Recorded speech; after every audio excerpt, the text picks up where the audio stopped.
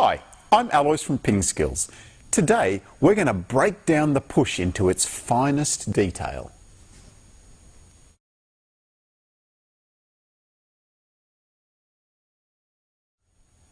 The push is often used on the return of serve and in the rally as a defensive stroke to keep your opponent away from the attack. So let's look at the technique for playing a push. So here, Jeff is playing the backhand push. You can see that it's a very small stroke. Jeff's bat is facing upwards so that he can slide underneath the ball and get some backspin on his push.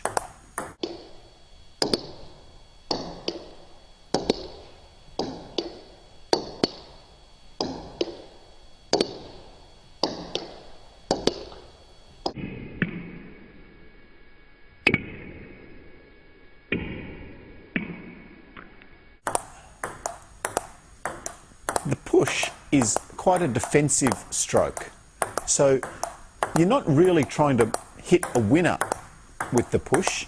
It's putting the ball on the table nice and low and to a good position.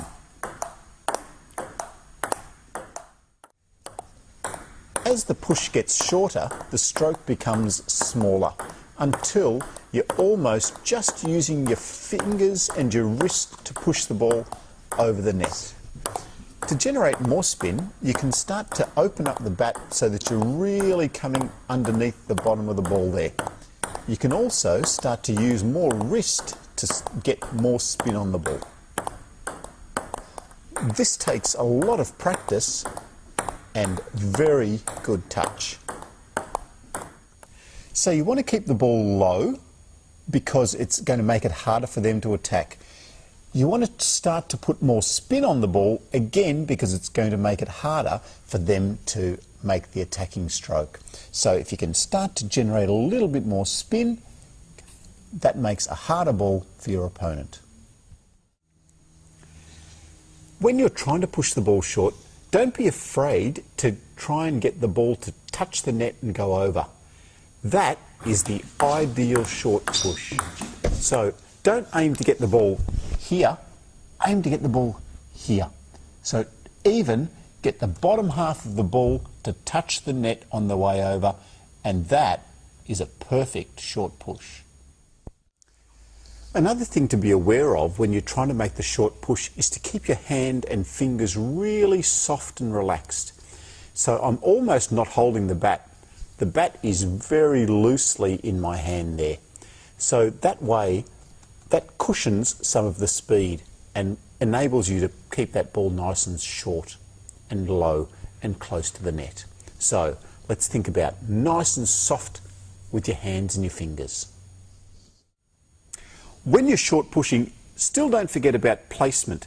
Everyone will have a preferred side that they like to short push from. So if your opponent likes to short push on the forehand, keep the ball onto their backhand side and vice versa. When short pushing, you also need to try and get the ball as early as you can. From here, it's easier to get the ball close to the net because it's a shorter distance. From back here, it's very difficult to get the ball close to the net on the other person's side.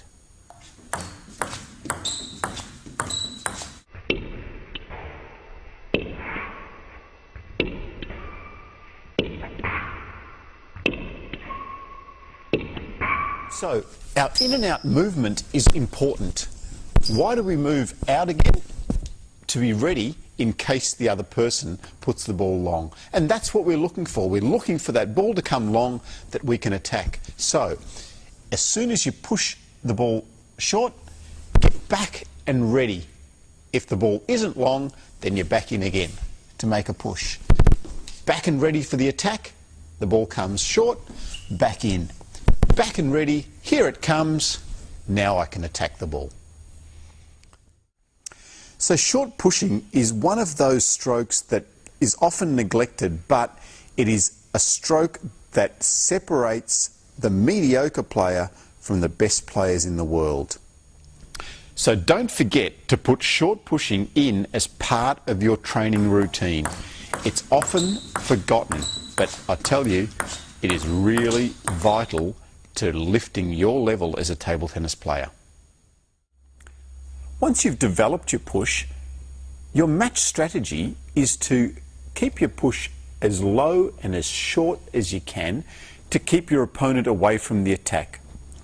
The other strategy that you can use is, as a surprise, you can push the ball long and fast with a lot of backspin, which will catch your opponent by surprise and make it difficult for them to make a strong attack.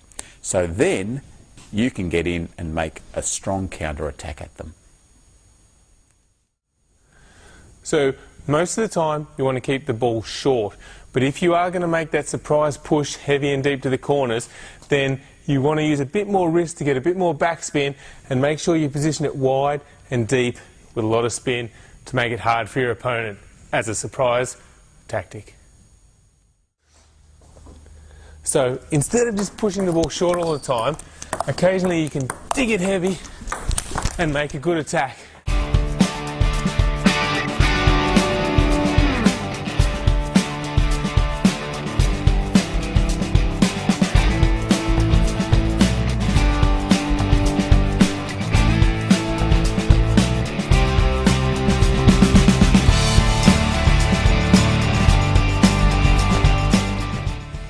So as a surprise tactic, instead of just pushing short all the time, you can dig the ball deep.